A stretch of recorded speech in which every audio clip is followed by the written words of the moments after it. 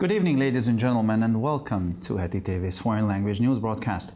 My name is Peter Gardosh, and first for the news in English. According to the Prime Minister, the biggest stake in Sunday's parliamentary elections is whether Hungary will be dragged into the war in the Ukraine or not. Referring to the war in Ukraine, Mr. Orbán said in a video uploaded to his community page on Tuesday that it is no help if we destroy ourselves, no matter how much our hearts beat with the Ukrainians. It is no help if Hungary is destroyed in the process, he added. The Prime Minister said that the demand of the Ukrainians and the Hungarian left that we should simply shut off the energy pipelines from Russia cannot be met because we are destroying ourselves. And I doubt that we would have helped anyone by doing so, noted the Prime Minister. Mr. Orbán said that this has become the biggest stake of the elections. War destroys, peace builds. We fall into it or not. Israel's Security Cabinet decided on Wednesday to revoke the work permits of relatives of terrorists in the wake of the wave of terror that began in Israel last week and left 11 people dead, reported Haaretz. Defense Minister Benny Gantz said on Wednesday that Israel was under a murderous terror attack. We're experiencing a murderous wave of terror, and as with all previous waves, we will overcome this one, he said in a video statement. The Security Cabinet discussed other measures to combat the terror threat, including strengthening security forces on the ground and initiating operations against the Islamic State members and supporters of its ideology. It was decided to launch a crackdown on the illegal possession of weapons within the Israeli Arab community. In the latest incident in the wave of terror on Thursday, a terrorist stabbed and seriously wounded a 28-year-old Israeli man on a bus en route to Gare Session. The terrorist was shot and killed by a civilian on the bus. The Negev summit, attended by the foreign ministers of the US, Egypt, Bahrain, Morocco and the UAE, ended on Monday in Sde Boker, where they all condemned the army terror attack that killed 2 border policemen, Ynet Newsport reported. The summit was called as world powers prepare to sign a new nuclear deal with Iran, and the US is considering removing the Iranian Revolutionary Guard Corps from its list of terrorist organizations, a move strongly opposed by Israel and its regional partners. Foreign Minister Yair Lapid, who hosted the event, said that in the wake of the terrorist attack, the participants had decided to make their meeting an annual event. In the wake of the Russian-Ukrainian war that broke out on the 24th of February, some 4,000 Ukrainian Jews have found refuge in Israel in the space of a month, with tens of thousands more expected in the future. It is known that the refugees are mostly women and their children, as men under the age of 60 are not allowed to leave Ukraine because they are conscripted. The United States is ready to provide the Ukrainian government with an additional $500 million in direct budget support, said U.S. President Joe Biden in a telephone conversation with Ukrainian President Volodymyr Zelensky on Wednesday, according to a White House statement, as reported by the Ukrainian news portal Yevropetskaya Pravda. Zelensky wrote on Twitter that he had held talks with Biden for nearly an hour and discussed concrete defense assistance, a strengthened sanctions package, macro-financial and humanitarian assistance as well. In addition, Zelensky briefed Biden on the state of Ukraine's negotiations with Russia and the current situation on the battlefield. Comparing the situation to wars of the past, senior Israeli military officials said that although Russia has deployed a large number of troops and several military platforms in the neighboring country, it has not yet used its advanced weaponry. More than 12,000 Russian troops are reported to have been killed or wounded so far, and Ukraine claims to have destroyed at least 49 fighter jets, 81 helicopters, 335 armored personnel carriers, 1,105 armored vehicles, 123 artillery systems, and many more. Despite the millions spent by the Russian forces on their army, instead of precision missiles, they use large quantities of conventional projectiles and dumb missiles fired from truck-mounted launchers similar to those used in the 20th century against their Ukrainian targets. A month after the conflict began, the IDF was surprised to find that its control of the airspace over Ukraine was still disputed. The idea that Russian exports should switch to rubles for other products in addition to gas should be explored, said the Russian presidential spokesman Dmitry Peskov to reporters in Moscow on Wednesday. The spokesman was responding to a Telegram post on Wednesday by Vyacheslav Volodin, the Speaker of the lower house of the Russian parliament, in which the politician called for an expansion of the list of goods exported in rubles, including grain, oil, and timber. This is an idea that should be worked out in any case, taking into account that there are countries with which it is in mutual interest to settle mutual accounts in national currencies, the Kremlin spokesman told the press on Wednesday. This can still be worked out, and if there will be an instruction from the head of state on this issue, it will probably take the form of concrete proposals, he added. U.S. President Joe Biden signed into law on Tuesday a bill to make lynching a criminal offense in the United States. Under the legislation, which will take effect nationwide, hate crime offenders could be sentenced to up to 30 years in prison. Biden said at the signing ceremony that racist hatred is not just a memory of the past, but endures in the present as well. The lynching was terror itself, said the president. Vice President Kamala Harris, the first woman of color to hold that position, was present at the signing and has been pushing for the legislation's passage as a California senator. And finally, for the weather, the temperatures will continue to drop over the weekend, and we can expect mostly cloudy weather. The temperatures will typically average around -1 to +6 degrees Celsius in the morning and 6 to 14 degrees Celsius in the afternoon hours. For further information, please visit our websites at www.hettytv.com or breuerpress.com. So much for the news in English, and now we continue with the news in German.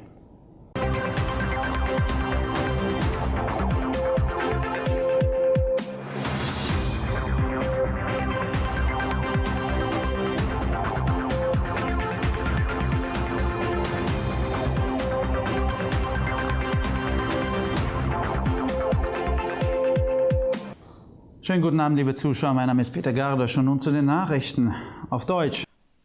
Nach Ansicht des ungarischen Ministerpräsidenten geht es bei den Parlamentswahlen am Sonntag vor allem darum, ob Ungarn in den Krieg in der Ukraine hineingezogen wird oder nicht. Mit Blick auf den Krieg in der Ukraine sagte Orban in einem Video, das am Dienstag auf seiner Community-Seite hochgeladen wurde, dass es keine Hilfe ist, wenn wir uns selbst zerstören, egal wie sehr unsere Herzen mit den Ukrainern schlagen. Es ist keine Hilfe, wenn Ungarn dabei zerstört wird, fügte er hinzu. Der Ministerpräsident sagte, die Forderung der Ukrainer und der ungarischen Linken, dass wir einfach die Energiepipelines von Russland abschalten sollten, nicht erfüllt werden kann, da wir uns selbst zerstören würden. Und ich bezweifle, dass wir damit irgendjemandem geholfen hätten, bemerkte der Ministerpräsident. Herr Orban sagte, dass dies der größte Streitpunkt der Wahl geworden ist. Krieg zerstört, Frieden baut auf, werden wir hineingezogen oder nicht. Das israelische Sicherheitskabinett hat am Mittwoch beschlossen, die Arbeitserlaubnis von Verwandten von Terroristen zu widerrufen. Dies ist die Folge einer Terrorwelle, die letzte Woche in Israel begann und 11 Tote forderte, berichtete Haaretz. Verteidigungsminister Benny Gantz sagte am Mittwoch, Israel befinde sich in einer mörderischen Terrorattacke. Wir erleben eine mörderische Terrorwelle und wie bei allen früheren Wellen werden wir auch diese überwinden, sagte er in einer Videoerklärung. Das Sicherheitskabinett erörterte weitere Maßnahmen zur Bekämpfung der Terrorgefahr, darunter die Stärkung der Sicherheitskräfte vor Ort und die Einleitung von Operationen gegen Mitglieder des Islamischen Staates und Anhänger seiner Ideologie. Es wurde beschlossen, gegen den illegalen Waffenbesitz in der israelischen arabischen Gemeinschaft vorzugehen. Der jüngste Vorfall im Rahmen der Terrorwelle ereignete sich am Donnerstag, als ein Terrorist einen 28-jährigen Israeli in einem Bus auf dem Weg nach Gush Etzion niederstach und schwer verletzte. Der Terrorist wurde von einem Zivilisten im Bus angeschossen und getötet. Der Negev-Gipfel, an dem die Außenminister der USA, Ägyptens, Bahrains, Marokkos und der Vereinigten Arabischen Emirate teilnahmen, endete am Montag in Jdeboker, wo sie alle den Terroranschlag der Armee verurteilten, bei dem 2 Grenzpolizisten getötet wurden, berichtete das Nachrichtenportal Ynet.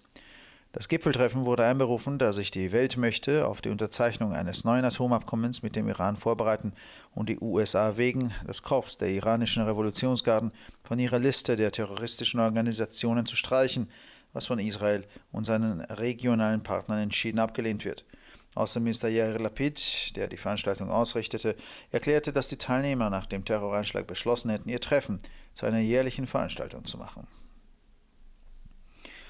Infolge des am 24. Februar ausgebrochenen russisch-ukrainischen Krieges haben innerhalb eines Monats etwa 4000 ukrainische Juden in Israel Zuflucht gefunden und für die Zukunft werden weitere 10.000 erwartet. Es ist bekannt, dass es sich bei den Flüchtlingen hauptsächlich um Frauen und ihre Kinder handelt, da Männer unter 60 Jahren die Ukraine nicht verlassen dürfen, da sie wehrpflichtig sind. Die Vereinigten Staaten sind bereit, der ukrainischen Regierung zusätzliche 500 Millionen US-Dollar an direkter Budgethilfe zur Verfügung zu stellen, sagte US-Präsident Joe Biden am Mittwoch in einem Telefongespräch mit dem ukrainischen Präsidenten Volodymyr Zelensky, wie das ukrainische Nachrichtenportal Evropskaja Pravda berichtete, in einer Erklärung des Weißen Hauses.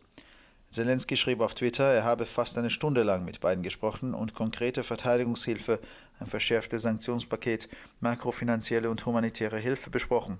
Darüber hinaus informierte Zelensky Biden über den Stand der Verhandlungen zwischen der Ukraine und Russland sowie über die aktuelle Lage auf dem Schlachtfeld. Hochrangige israelische Militäranführer verglichen die Situation mit Kriegen der Vergangenheit und erklärten, dass Russland zwar eine große Zahl von Truppen und mehrere Militärplattformen im Nachbarland stationiert habe, aber noch nicht seine modernen Waffen eingesetzt habe. Mehr als 12.000 russische Soldaten sollen bisher getötet oder verwundet worden sein und die Ukraine behauptet, mindestens 49 Kampfjets, 81 Hubschrauber, 335 gepanzerte Mannschaftswagen, 1105 gepanzerte Fahrzeuge, 123 Artilleriesysteme und vieles mehr zerstört zu haben. Trotz der Millionen, die die russischen Streitkräfte für ihre Armee ausgegeben haben, setzen sie anstelle von Präzisionsraketen große Mengen konventionelle Geschosse und Blindgeschosse ein, die von auf Lastwagen montierten Abschussvorrichtungen abgefeuert wurden, wie beim Kriegen im 20. Jahrhundert. Einen Monat nach Beginn des Konfliktes stellte die IDF überrascht fest, dass ihre Kontrolle über den Luftraum über der Ukraine immer noch umstritten ist. Die Idee, dass die russischen Exporte von Gas auf Rubel für andere Produkte umgestellt werden sollten, sollte geprüft werden, sagte der russische Präsidentensprecher Dmitri Peskov am Mittwoch von Reportern in Moskau. Der Sprecher reagierte damit auf einen Telegrammpost von Vyacheslav Volodin, Sprecher des Unterhauses des russischen Parlaments, in dem der Politiker eine Ausweitung der Liste der in Rubel exportierten Waren, darunter Getreide, Öl und Holz, forderte. Dies ist eine Idee, die auf jeden Fall ausgearbeitet werden sollte, wobei zu berücksichtigen ist, dass es Länder gibt, mit denen es im gegenseitigen Interesse liegt, die gegenseitigen Rechnungen in nationalen Währungen zu begleichen, sagte der Kreml-Sprecher am Mittwoch gegenüber der Presse. Dies kann noch ausgearbeitet werden und wenn es eine Anweisung des Staatschefs zu diesem Thema geben wird, wird sie wahrscheinlich die Form von konkreten Vorschlägen annehmen, fügte er hinzu. US-Präsident Joe Biden hat am Dienstag einen Gesetzesentwurf unterzeichnet, der Lynchen in den Vereinigten Staaten zu einem Strafbestand macht. Nach dem Gesetz, das landesweit in Kraft treten wird, können Straftäter, die aus Hass begangene Verbrechen begehen, bis zu 30 Jahren Gefängnis verurteilt werden. Biden sagte bei der Unterzeichnungszeremonie, dass rassistischer Hass nicht nur eine Erinnerung an die Vergangenheit sei, sondern in der Gegenwart fortbestehe. Der Lynchmord war der Terror selbst, sagte der Präsident. Vizepräsidentin Kamala Harris, die erste farbige Frau in diesem Amt, war bei der Unterzeichnung anwesend und hat sich als kalifornische Senatorin für die Verabschiedung des Gesetzes eingesetzt. Und schließlich zum Wetter. Die Temperaturen werden am Wochenende weiter sinken und es wird überwiegend bewölkt sein. Die Durchschnittstemperaturen liegen zwischen -1 und +6 Grad am Morgen und zwischen 6 und 14 Grad am Nachmittag. Für weitere Nachrichten besichtigen Sie bitte unsere Webseiten www.ttv.com sowie www.breuerpresse.com. Ich bedanke mich für die Aufmerksamkeit und nun zu den Nachrichten auf Französisch.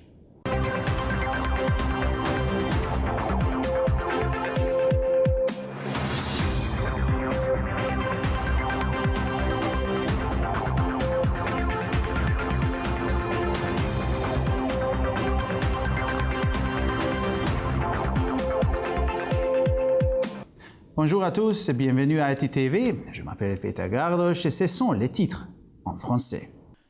Selon le Premier ministre hongrois, le principal enjeu des élections législatives de dimanche est de savoir si la Hongrie sera entraînée ou pas dans la guerre en Ukraine. Faisant référence à la guerre en Ukraine, Viktor Orban a indiqué mardi dans une vidéo téléchargée sur sa page des réseaux sociaux, je cite, « Cela ne sert à rien si nous nous détruisons nous-mêmes, même si nos cœurs battent avec ceux des Ukrainiennes. » Fin de citation. Cela ne sert à rien si la Hongrie se trouve détruite au cours du processus, a-t-il ajouté. Le Premier ministre a dit que la demande des Ukrainiens et de la gauche hongroise, selon laquelle, je cite, « Nous devrions simplement fermer les pipelines d'énergie de la Russie » ne peut être satisfaite étant donné qu'en le faisant, nous nous détruisons nous-mêmes. Je doute que nous puissions aider qui que ce soit en agissant ainsi, a noté le Premier ministre. M. Orban a déclaré que cette question est devenue le plus grand enjeu de l'élection. La guerre détruit, la paix construit, nous y serons entraînés ou pas. Selon l'article du quotidien Haaretz, mercredi, le cabinet de sécurité israélien a décidé de révoquer les permis de travail des proches des terroristes à la suite de la vague de terreur qui a débuté en Israël la semaine dernière et qui fait 11 morts. Le ministre de la Défense, M. Gantz, a indiqué mercredi qu'Israël subissait une attaque terroriste meurtrière. Nous devons actuellement faire face à une vague de terrorisme meurtrière, mais nous la surmonterons comme toutes les vagues précédentes, a-t-il dit dans une déclaration vidéo. Le cabinet de sécurité a discuté d'autres mesures visant à combattre les menaces terroristes, notamment le renforcement des forces de sécurité sur le terrain et le lancement d'opérations contre les membres de l'État islamique et les partisans de son idéologie. La décision a été prise de lancer une campagne de répression contre la possession illégale d'armes au sein de la communauté arabe israélienne. Dernier incident en date dans cette vague de terrorisme, un Israélien de 28 ans a été poignardé et grièvement blessé par un terroriste dans un bus à Gush-Etzion jeudi. Le terroriste a été abattu par un civil dans le bus. Le portail d'information Ynet indique que le sommet du Negev auquel ont participé les ministres des Affaires étrangères des États-Unis, de l'Égypte, de Bahreïn, du Maroc et des Émirats arabes unis s'est terminé lundi à Jdeboker. Les participants ont tous condamné l'attaque terroriste de Hadera qui a entraîné la mort de 2 policiers des frontières. Le sommet a été organisé alors que les puissances mondiales s'apprêtent à signer un nouvel accord nucléaire avec l'Iran et que les États-Unis envisagent de retirer le corps des gardiens de la révolution iranienne de leur liste d'organisations terroristes. C'est à qui s'opposent fermement Israël et ses partenaires régionaux. Le ministre des Affaires étrangères Yair Lapid, qui a accueilli l'événement, a précisé qu'à la suite de l'attaque terroriste, les participants avaient décidé de faire de leur rencontre un événement annuel. À la suite de la guerre russo-ukrainienne qui a éclaté le 24 février, environ 4000 juifs ukrainiens ont trouvé refuge en Israël en l'espace de mois et des dizaines de milliers d'autres sont encore attendus.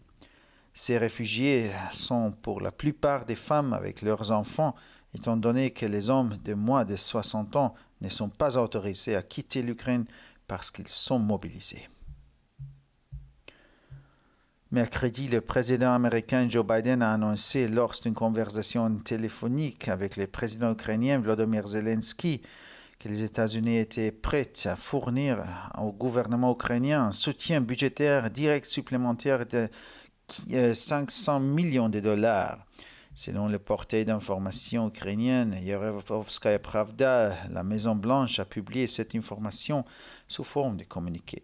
Sur Twitter, M. Zelensky a précisé s'il était entretenu avec M. Biden pendant près d'une heure et qu'ils avaient discuté d'une aide concrète en matière de défense, d'un dispositif renforcé de sanctions ainsi que d'une assistance macrofinancière et humanitaire. En outre, M. Zelensky a informé M. Biden de l'état des négociations entre l'Ukraine et la Russie et de la situation actuelle sur le terrain. Comparant la situation aux guerres du passé, des hauts responsables militaires israéliens ont indiqué que bien que la Russie ait déployé de nombreuses troupes et plusieurs plateformes militaires dans les pays voisins, elle n'avait pas encore fait usage de son armement de pointe. Plus de 12 000 soldats russes auraient été tués ou blessés à ce jour, et l'Ukraine affirme avoir détruit en mois 49 avions de chasse, 81 hélicoptères, 335 chars, 1105 véhicules blindés, 123 dispositifs d'artillerie et bien d'autres cibles encore. Malgré les millions de roubles dépensés par les forces russes pour leurs armées, au lieu de missiles de précision, elles ont utilisé contre des cibles ukrainiennes une grande quantité de projectiles conventionnels et des missiles muets tirés depuis les lanceurs montés sur des camions semblables à ceux utilisés au XXe siècle. Un mois après le début du conflit, l'armée de défense d'Israël est surprise de constater que le contrôle de l'espace aérien ukrainien est toujours contesté. Mercredi, le porte-parole de la présidence russe, Dmitry Peskov, a indiqué aux journalistes à Moscou que l'idée de passer un règlement en rouble, non seulement pour le gaz, mais également pour d'autres produits exportés, méritait d'être étudiée. Le porte-parole répondait à un message posté mercredi sur Telegram par Vyacheslav Volodine, président de la Chambre basse du Parlement russe, dans lequel l'homme politique demandait un élargissement de la liste des marchandises exportées en roubles, notamment les céréales, le pétrole et le bois. C'est une question qui devrait être étudiée, quoi qu'il en soit, en tenant compte du fait qu'il existe des pays avec lesquels le règlement mutuel en monnaie nationale relève un intérêt commun, a déclaré le porte-parole du Kremlin à la presse mercredi. Cette question peut encore être approfondie et s'il y a une consigne du chef d'État en la matière, elle prendra probablement la forme de propositions concrètes, a-t-il ajouté. Mardi, le président américain Joe Biden a signé un projet de loi visant à faire le lynchage une infraction pénale aux États-Unis. En vertu de cette législation qui entrera en vigueur dans tous les pays, les auteurs des crimes haineux pourront être condamnés à des peines allant jusqu'à 30 ans de prison. Lors de la cérémonie de signature, M. Biden a déclaré que la haine raciste était non seulement un souvenir du passé, mais qu'elle continuait aujourd'hui. Le lynchage, c'était de la terreur à l'État pur, a rappelé le président. La vice-présidente Kamala Harris, première femme de couleur à occuper cette fonction, était présente lors de la signature. En tant que sénatrice de Californie, elle a milité pour l'adoption de la législation. Et finalement, pour le météo, pendant le week-end, les températures continueront à baisser. Le plus souvent, le ciel sera nuageux. Les températures moyennes évolueront entre moins 1 et 6 degrés le matin et entre 6 et 14 degrés dans l'après-midi. Pour encore plus d'actualités, visitez nos sites internet ittv.com et broyapresse.com. Merci de votre attention et maintenant, les nouvelles en espagnol.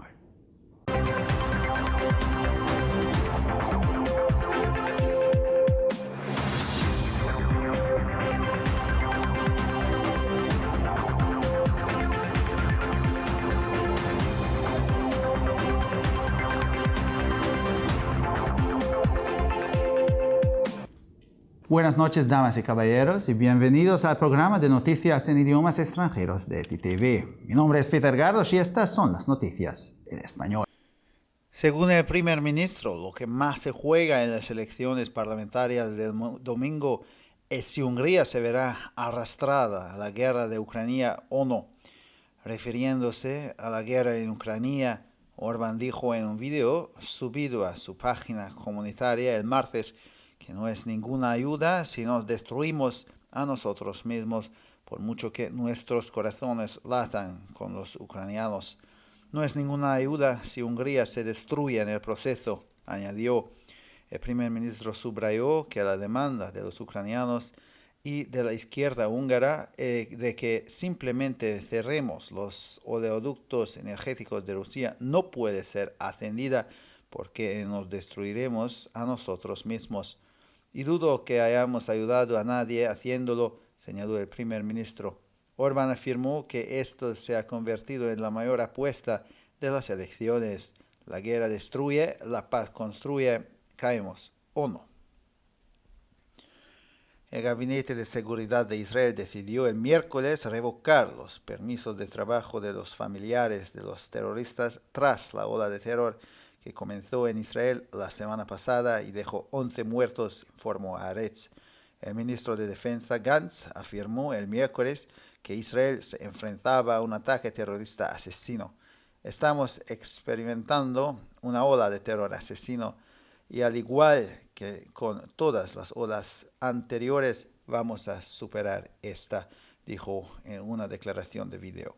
El Gabinete de Seguridad debatió otras medidas para combatir la amenaza terrorista, como el refuerzo de las fuerzas de seguridad sobre el terreno y el inicio de operaciones contra los miembros del Estado Islámico y los partidarios de su ideología. Se decidió lanzar una ofensiva contra la posesión ilegal de armas dentro de la comunidad árabe israelí. En el último incidente de la ola de terror el jueves, un terrorista apuñaló y hirió gravemente a un israelí de 28 años en un autobús que se dirigía a Gush Etzion.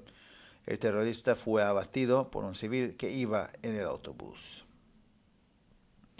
La cumbre del Negev, a la que asistieron los ministros de Asuntos Exteriores de los Estados Unidos, Egipto, Bahrein, Marruecos y los Emiratos Árabes Unidos, finalizó el lunes en Sde Boker, donde todos condenaron el ataque terrorista que mató a 2 policías fronterizos, informó el portal de noticias Ynet.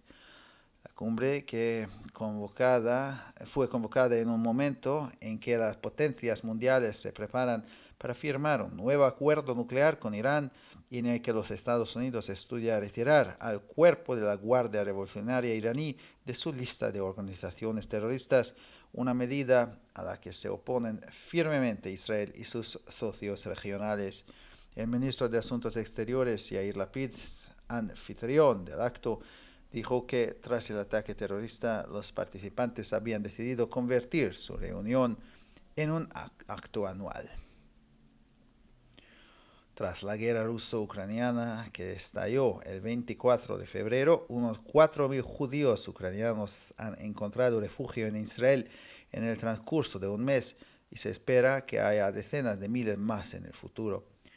Es sabido que los refugiados son en su mayoría mujeres y sus hijos, ya que a los hombres menores de 60 años no se les permite salir de Ucrania porque son reclutados. Los Estados Unidos está dispuesto a proporcionar al gobierno ucraniano $500 millones adicionales en apoyo presupuestario directo, según dijo el presidente estadounidense Joe Biden en una conversación telefónica con el presidente ucraniano Volodymyr Zelensky el miércoles, de acuerdo con un comunicado de la Casa Blanca, según informó el portal de noticias ucraniano Yevretskaya Pravda.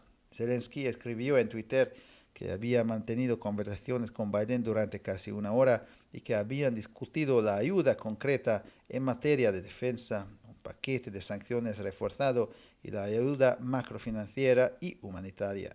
Además, Zelensky informó a Biden sobre el estado de las negociaciones de Ucrania con Rusia y la situación actual en el campo de batalla.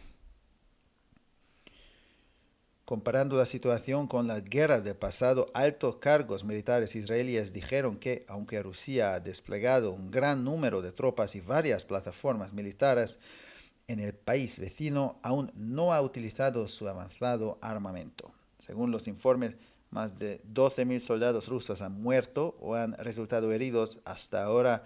Ucrania afirma haber destruido al menos 49 aviones de combate, 81 helicópteros, 335 tanques, 1.105 vehículos blindados, 123 sistemas de artillería y mucho más. A pesar de los millones gastados por las fuerzas rusas en su ejército, en lugar de misiles de precisión, utilizaron grandes cantidades de proyectiles convencionales y misiles tontos disparados desde lanzadores montados en camiones similares a los utilizados en el siglo XX contra objetivos ucranianos. Un mes después del inicio del conflicto, las FDI se sorprendieron a comprobar que su control del espacio aéreo sobre Ucrania seguía siendo disputado. Que las exportaciones rusas pasen a rublos para otros productos además del gas es una idea en la que definitivamente se debe trabajar, dijo el miércoles en Moscú el portavoz presidencial ruso Dmitry Peskov. El portavoz respondía así a un mensaje publicado el miércoles en Telegram por Vyacheslav Volodin, presidente de la Cámara Baja del Parlamento ruso, en el que el político abogada por ampliar la lista de productos de exportación con precios en rublos para incluir cereales, petróleo y madera. Se trata de una idea que debe ser elaborada en cualquier caso, teniendo en cuenta que hay países con los que es de interés mutuo liquidar las cuentas mutuas en moneda nacional, explicó el portavoz del Kremlin a la prensa el miércoles. Esto todavía se puede elaborar y si hay una instrucción del jefe de Estado sobre esta cuestión, probablemente tomará de forma de propuestas concretas, añadió. El presidente de los Estados Unidos, Joe Biden, firmó el martes la ley que convierte en delito de odio al linchamiento en los Estados Unidos. Según la legislación que entrará en vigor en todo el país, los autores de delitos de odio podrán ser condenados a hasta 30 años de prisión. Joe Biden dijo en la ceremonia de la firma que el odio racista no es solo un recuerdo del pasado, sino que perdura en el presente. El linchamiento fue al propio terror, dijo el presidente. Estuvo presente en la firma la vicepresidenta Kamala Harris, la primera mujer de color que ocupa ese cargo, quien había impulsado la aprobación de la legislación ya como senadora de California. Y finalmente, fuera el tiempo, las temperaturas seguirán bajando durante el fin de semana y se espera un tiempo mayormente nublado.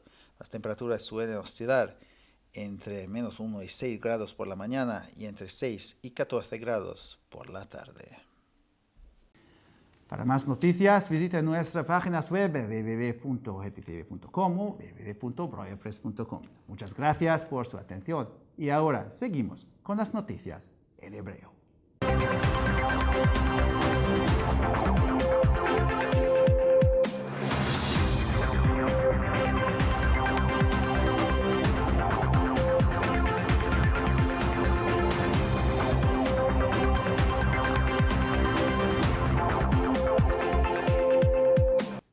שלום וערב טוב, כאן ציפי בוכמן וילדבאום עם החדשות בעברית.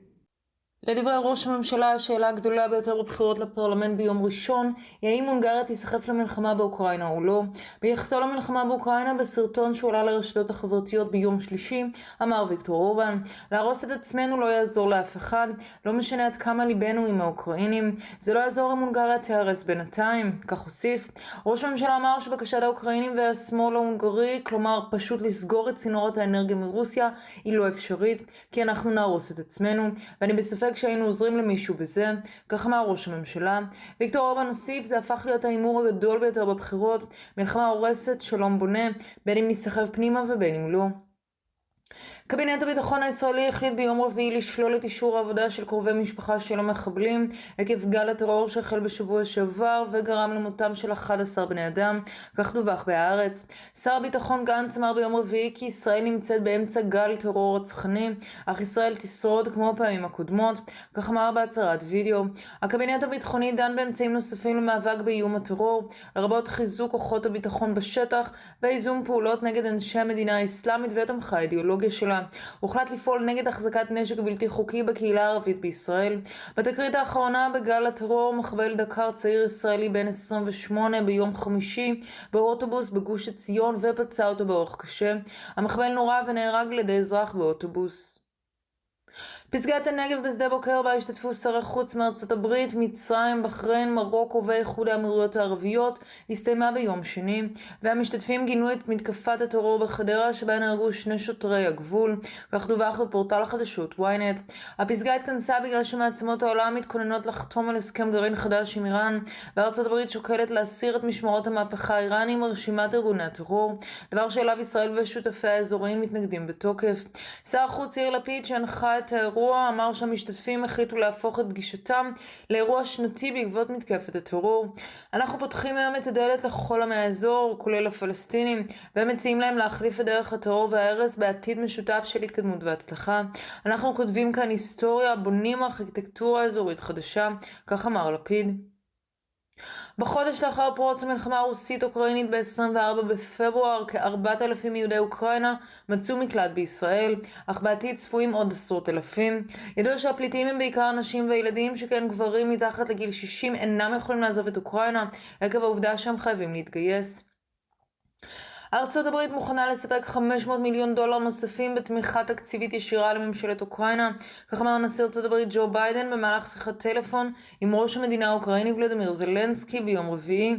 כך פורסם בהצהרה של הבית הלבן בדיווח של פורטל החדשות האוקראיני יוברפקס מרבדה. זלנסקי כתב בטוויטר שהוא שוחח עם ביידן במשך כמעט שעה ודיבר על תמיכה ביטחונית ספציפית, חבילת סנקציות מתוגברת וסיוע מקרו-פיננסי והומניטרי. בנוסף, זלנסקי תדרך את ביידן על מצב המשא ומתן של אוקראינה עם רוסיה ועל המצב הנוכחי בשדה הקרב. בהשוואת המצב למלחמות קודמות אמרו קציני צה"ל בכירים כי למרות שרוסיה פרסה מספר רב של חיילים ומספר פלטפורמות צבאיות במדינה השכנה, הם עדיין לא השתמשו בנשק מתקדם שלהם. עד כה אומרים כי למעלה מ-12,000 חיילים רוסים מתו או נפצעו, ואוקראינה טוענת כי השמידה לפחות 49 מטוסי קרב, 81 מסוקים, 335 טנקים, 1,105 כלי רכב משוריינים, 123 מערכות ארטילריה ועוד. למרות שהכוחות הרוסים הוציאו מיליונים על הצבא, הם השתמשו בכמויות גדולות של כלים קונבנציונליים במקום טילים מדויקים נגד המטרות האוקראיניות, ובטילים שנורו ממשגרים רכובים על מסעיות דומים לאלה ששימשו במאה ה-20. חודש לאחר תחילת הסכסוך הופתע צה"ל מכך שהשליטה במרחב האווירי על אוקראינה עדיין לא ברורה. הרעיון של להעביר את הייצור הרוסי לשימוש במטבע הרובל גם במוצרים אחרים בנוסף לגז הוא ראוי לפיתוח, כך אמר דובר משרד הנשיאות הרוסי דמיטרי פסקוב לכתבים במוסקבה ביום רביעי. הדבר הגיב להודעה בטלגרם מיום רביעי של ויאצלב וולוגין, יושב ראש הבית התחתון של הפרלמנט הרוסי, שבו קראו הפוליטיקאים להרחיב את רשימת הסחורות המיוצאות ברובלים, כולל תבואה, נפט ועצים. זהו רעיון שחייבים לעבוד עליו, בהתחשב בעובדה שיש מדינות בעלות אינטרס הדדי בהסדרים בעזרת המטבע הלאומי, כך אמר דובר הקרמלין לעיתונות ביום רביעי. זה עדיין ניתן לפתרון, ואם תהיה הנחיה של ראש המדינה בנושא זה, היא כנראה תופיע בצורת הצעות קונקרטיות, כך הוסיף. נשיא ארצות הברית ג'ו ביידן חתם ביום שלישי על חוק שמפליל את הלינץ' בארצות הברית. על פי החוק הלאומי, מבצעי פשעי שנאה יכולים להיענש עד 30 שנות מאסר. ביידן אמר בחתימה ששנאה גזענית היא לא רק זיכרון העבר, אלא נמשכת בהווה. לינץ' הוא טרור בעצמו, כך אמר הנשיא. כמו כן, נכחה בחתימה סגנית הנשיא קמלה האריס, האישה הראשונה ממוצא אפרו-אמריקאי ודרום אסייתי שמכהנת בתפקיד זה, ושהתחילה לתמוך בחוק כבר בימיה כסנטורית מקליפורניה. ועכשיו נעבור לתחזית מזג האוויר. הטמפרטורות ימשיכו לרדת במהלך סוף השבוע ונוכל להתכונן למזג אוויר קודר ברובו.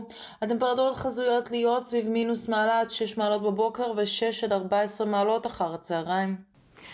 לחדשות נוספות, אנא בקרו באתרי האינטרנט שלנו etitv.com או broyerpress.com. עד כאן החדשות, תודה שהייתם איתנו ושיהיה המשך ערב נעים ושבת שלום.